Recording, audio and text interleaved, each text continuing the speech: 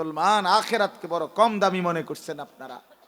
টিয়া 10,000 দিলে আখেরাত, মসজিদের সামনে কাতারে টাইলস দিয়া দিলে বেহেশত রেডি, 4টা সিলিং ফ্যান দিলে মসজিদে খালাস, কুল্লু খালাস, বেহেশতের বুঝ হয়ে গেছে।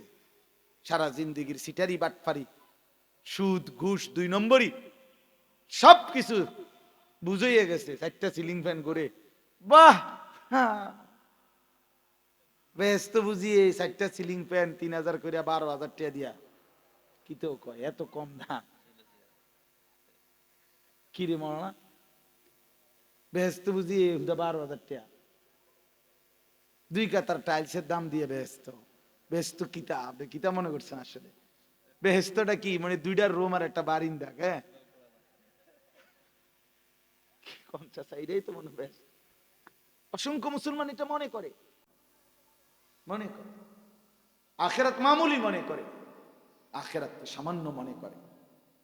আহা না মুসলমান ভাইয়া, আখেরাত অনেক বড়, আখেরাত অনেক বড়, আখেরাত অনেক বড়। দুনিয়া একদমই সামান্য। ফামা মাতাউল হায়াতিদ দুনিয়া ফিল আখিরাতি ইল্লা কালিল। আল্লাহ তাআলা বলে, বান্দা আখিরাতের তুলনায় দুনিয়ার জীবন একদমই সামান্য, একদমই সামান্য। রাসূলুল্লাহ সাল্লাল্লাহু আলাইহি সাল্লাম বলছে, উম্মত শুনো, একটি সাগরের মধ্যে যদি কেউ নিজের আঙ্গুল ভিজায়, তাহলে সেই আঙ্গুলের অগ্রভাগে যেটুকু পানি লাগে, এতে করে সাগরের কি পরিমাণ পানি কমে যায়। বুঝছেন না আমার কথাটা? একটি সাগরের মধ্যে যদি কেউ আঙ্গুল চুবায়, আঙ্গুল উঠাইলে আঙ্গুলের মধ্যে যেটুকু পানি লাগছে, এই কারণে সাগরের পানি কমে গেছে কয় ফুট? আল্লাহর কসম, নবীজি বলছেন, উম্মত ঠিক এরকম আঙ্গুলের অগ্রভাগে যেটুকু পানি লাগছে সাগর থেকে, এইটা হলো দুনিয়া, আর সাগরের বাকি পানিটা আখিরাত। এবার আন্দাজ করো আখিরাত কত বড়, দুনিয়া কত ছোট। এরপরে আরো আছে কথা হাদিসের ব্যাখ্যায়। মুহাদ্দিসিনে কেরাম বলে, আরে দুনিয়ার বুঝানোর জন্য এর থেকে বড় কিছু দিয়ে নবী বুঝাইবে কি দিয়া? দুনিয়ার তো আর কিছু নাই উদাহরণ, এই জন্য মহাসাগর দিয়ে বুঝাইছে। কিন্তু দুনিয়ার সাগরেরও তো শেষ মাথা আছে, পৃথিবীর শেষ মাথায় গিয়ে হইলো তো এটার কি আছে? ফিনিশিং আছে। কিন্তু আখিরাতের তো কোনো সমাপ্তি নাই, শেষ নাই, এটা শুধুই শুরু হবে আর কোনো দিন শেষ হবে না।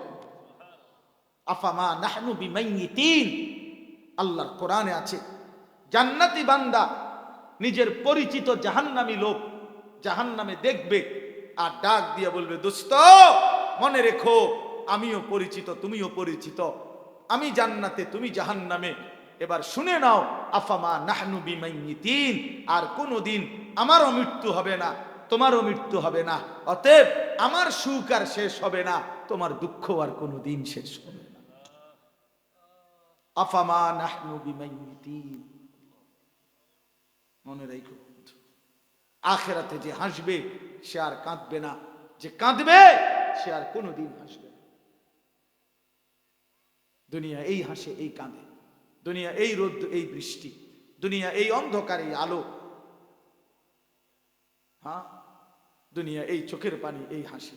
দুনিয়া বাচ্চার মতো, বাচ্চা কান্দে দেবে, আবার একটা কিছু দিলে হাসে রে, এদের চোখের পানিও দেখা যায়, মুখের হাসিও দেখা যায়। বাচ্চাদের দেখে নেবে, আমার ছোট বাচ্চাটার দিকে তো আমি অনেক সময় দেখছি, এরকম কান্দেও দিছে, আবার আবু আবু আবু ঠিক আছে ঠিক আছে আবু এটা নাও তুমি, হাসি দিচ্ছে। তাহলে এদের চোখের পানি শেষ হয় নাই, মুখের হাসি শুরু হয়ে গেছে। এর নাম দুনিয়া। দুনিয়া হাসে কাঁদে, কিছুক্ষণের মধ্যেই পাল্টে যায়। প্রিয় ভাই আমার, বাপ আমার, বন্ধু আমার, নওজোয়ান সাথী আমার, আমার যে দেরি করার সুযোগ নাই, আমি শুধু দিল থেকে কথা বললাম।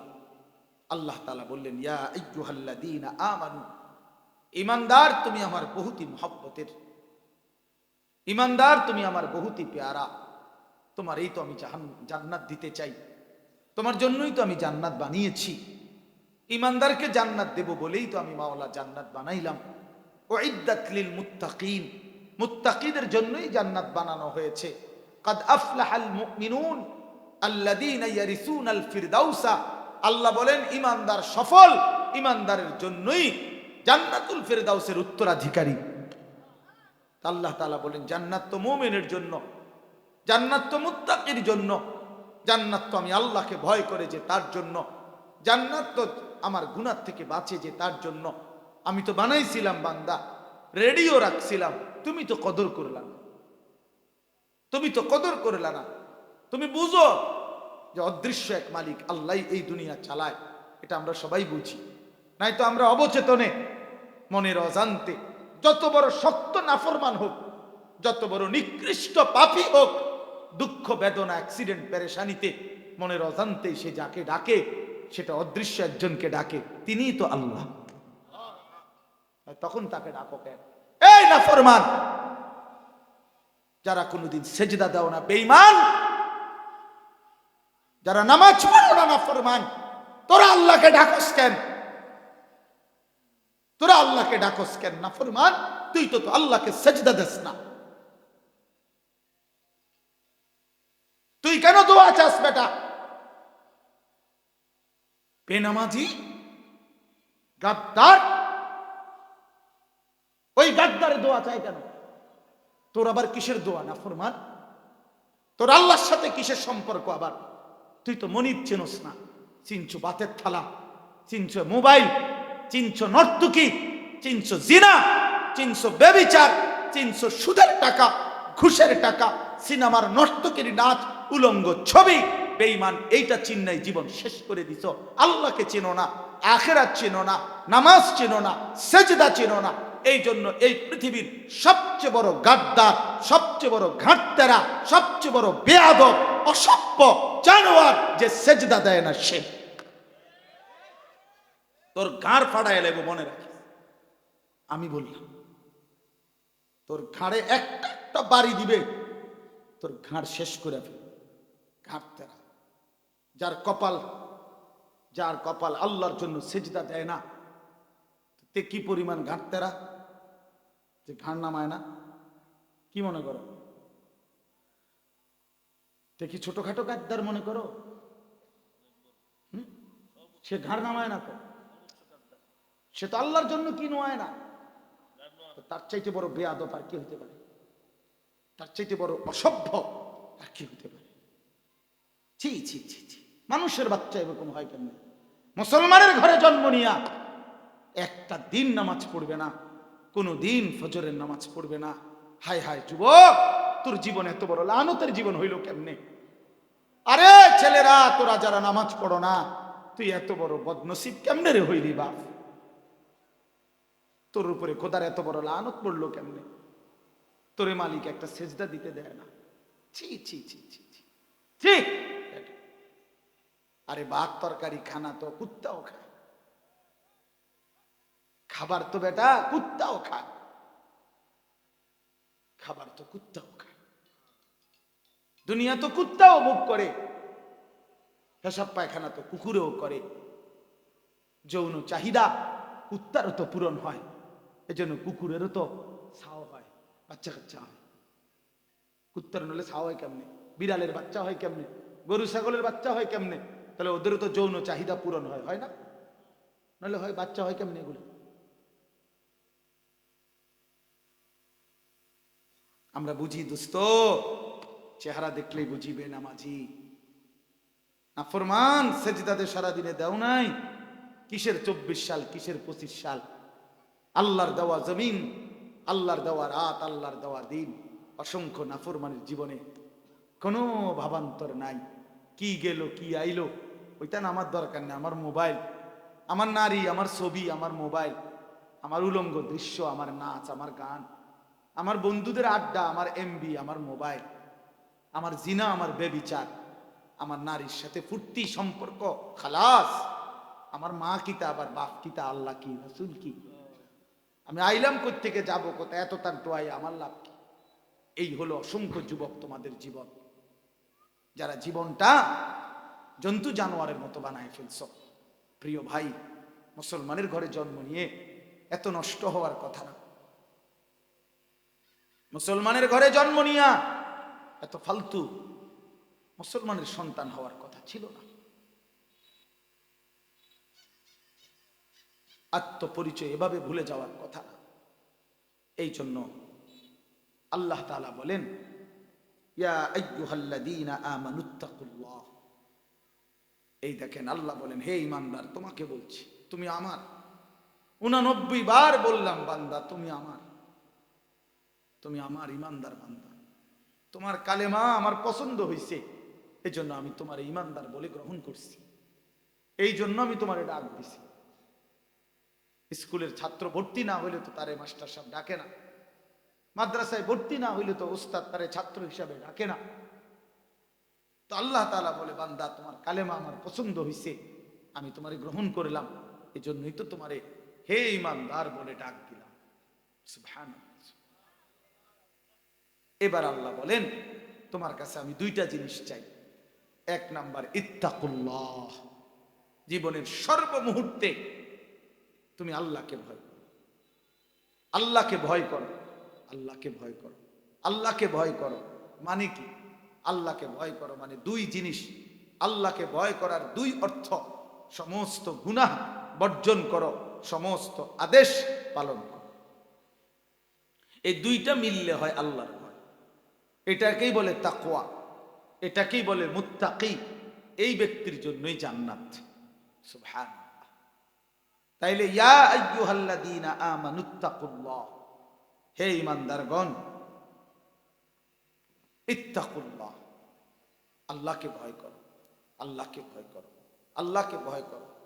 মানে গুনাহ বর্জন করো, হুকুম পালন করো, আদেশ পালন করো। এটা জীবনের ডিউটি, আমাদের জিন্দেগি। এটা দুই কাজ।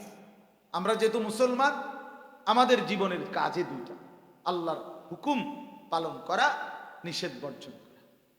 আমার শায়েখ আল্লামা মুফতি মুশতাকুন নবী কাসিম হুজুর বলে, আমাদের জিন্দেগির ডিউটি এটা। গুনাহ হবে না, নেকি ছাড়বো না, আমল ছাড়বো না, গুনাহ করবো না, খালাস। এই জীবন। ওয়াল তানজুর নাফসুম মা কদ্দামাত লিগাদ। এই বছর শেষে এই কথাটা বলার জন্য আল্লাহ বলে, বান্দা লক্ষ্য করো, হিসাব করো, হিসাব করো, নজর করো, হিসাব করো, ক্যালকুলেটর নাও, হিসাব লাগাও। মা কদ্দামাত লিগাদ, আজ তুমি আগামীকাল আখিরাতের জন্য কি পাঠিয়েছো, হিসাব। একটা দিন চলে গেছে, আখিরাতের জন্য কি পাঠাইছো। একটা সপ্তাহ চলে গেছে, আখিরাতের জন্য কি পাঠাইছো। একটা মাস চলে গেছে, আখিরাতের জন্য কি পাঠাইছো। ঠিক একটা বছরও চলে গেছে, আখিরাতের জন্য কি পাঠাইছো। 365 দিনের 2024 সাল গেছে। এবার বলো যুবক, 365 দিনে ফজরের নামাজ পড়ছো কতদিন? 365 দিনে 5 ওয়াক্ত নামাজ পড়ছো কতদিন? ওই বাবা, আপনারাও বলেন, দিলকে প্রশ্ন করেন। সাহিবুল বাইতে আদরা বিমা ফিহি, আরবিতে বলে ঘরওয়ালাই জানে তার ঘরে কি আছে। আর কেউ না জানো, আমি তো জানি আমার ঘরের কি, আমার হালাত তো আমি জানি। এই জন্য আমরা লক্ষ্য করো, আল্লাহ বলছে বান্দা হিসাব করো। তো এই 1 বছর পরে আমাদের মূল কর্তব্য, দোকানদার যেমন হাল খাতা করে, ব্যাংকওয়ালা যেমন ক্রেডিট ডেবিট মিলায়, যে আমাদের প্রত্যেকের মোবাইলে, আমার মোবাইলেও তো আমার যে 2-3টা অ্যাকাউন্ট আছে, সবগুলো ব্যাংকের থেকে কি আসছে, মেসেজ আসছে যে কত টাকার আমার এখন কি আছে, আছে কত, মানে বছর শেষের ক্লোজিং মিলাই দিছে। তো আল্লাহ তাআলা বলে, বান্দা তোমার হিসাব করো। একটা বছর গেল, তোমার আখিরাতের অর্জন কি? একটা মাস গেল, তোমার আখিরাতের অর্জন কি? একটা সপ্তাহ গেল, তোমার আখিরাতের সামান কি? এই পর্যন্ত হালাল খাইছো কয় টাকা, হারাম খাইছো কয় টাকা, আল্লাহকে ডাকলা কয়বার, আল্লাহকে ছাড়লা কয়বার? বলেন বাবা। এই সহজ কথা শেষ, মূল বক্তব্য আমার শেষ। বছরের প্রথম দিনে আমি শুধু এই কথাই মনে করাই দিলাম, একটি বছর আমার আপনার প্রত্যেকের পার হয়েছে। আমরা হিসাব করি আমার জীবনের এই একটি বছরে আমি আখিরাতের পুঁজি কি সংগ্রহ করেছি, কি সংগ্রহ। ওয়াত্তাকুল্লাহ, আল্লাহ আবার বলতেছে, দেখেন কোরআন শরীফের এই একটাই আয়াত, যেই আয়াতে আল্লাহ একই আয়াতে 2 বার বলছে ইত্তাকুল্লাহ। এইটা একটা আয়াত। আবার আল্লাহ বলতেছে, বান্দা এই যে বললাম তোমার হিসাব করো, আখিরাতের জন্য কি পাঠিয়েছো, এই কথাটা চাইও, সাধারণ মনে কইরা ফেলে দিও না। ওয়াত্তাকুল্লাহ, আবারও বলছি আল্লাহকে ভয় করো। একবার প্রথমে বলল, আবার বলল। আল্লাহ বলছে, বান্দা কথাটা উড়াইয়া দিও না, হাসির পাত্র মনে করো না, এটা একটা ওয়াজ মনে করো না যে হুজুর একজন আইছে বক্তা এবড়া টেবড়া কইয়া গেছে, পরের বক্তা আর একটা কইব, এটা না। আল্লাহ বলেন, বান্দা আমি দুইবার বললাম কিন্তু ইত্তাকুল্লাহ ওয়াত্তাকুল্লাহ, আল্লাহকে ভয় করো, আল্লাহকে ভয় করো, আল্লাহকে ভয় করো, আল্লাহকে ভয় করো। আল্লাহ বলছে, বান্দা তুমি জানো না, তুমি আমার রহমান নামের সিফাত দেখছো, তুমি আমার রাহিম নামের দয়া দেখছো, তুমি আমার নাফরমানির পরে আমি তোমারে খাওয়াইছি পড়াইছি, এই দেখে তুমি ধোকা খাইও না বান্দা, আমার আযাব কিন্তু বড় ভয়ানক। মাওলা ফায়াউমাইযিল লা ইউআযযিবু আযাবাহু আহাদ ওয়ালা ইউসিকু ওয়াসাকাহু আহাদ। আল্লাহ বলে, নাফরমান বান্দা মনে রেখো, হাসরের ময়দানে আমি আল্লাহ এমন আযাব দেব রে বান্দা, এমন আযাব তোরে কেউ কোনোদিন দেয় নাই।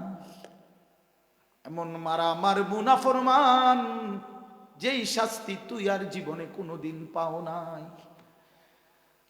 এমন বাধা বাঁধবো বান্দা, যেই বাধা এমন শক্ত হবে, এমন বাধা তোমাকে আর কেউ বাঁধে নাই। তুমি আমার রহমান নাম দেখছো, তুমি আমার আজিজ নাম দেখো নাই। আমি কিন্তু যুনতিকাম, প্রতিশোধ গ্রহণকারী, আমি কিন্তু সারিউল হিসাব, দ্রুত হিসাব গ্রহণকারী, আমি কিন্তু জব্বার, আমি কিন্তু কাহ্হার। তুমি মনে করছো আমি মায়ায় মায়ায় শেষ করে দেব না বান্দা। আন্না আযাবি হুয়াল আযাবুল আলীম, আমার আযাব কিন্তু বড় ভয়ানক। ইন্না বাতশা রাব্বিকা লাশাদীদ, আমার ধরা কিন্তু বড় শক্ত ধরা। আমি বাদশাহ শোয়াইলাইছি, আমি নমরুদ কারুন শোয়াইলাইছি, আমি উঁচা উঁচা জাতি শোয়ায় ফেলছি, কওমে লুত, কওমে আদ, কওমে সামুদের মতো অবাধ্য নাফরমান জাতি ধ্বংস করে দিয়েছি। তুমি জানো না বান্দা,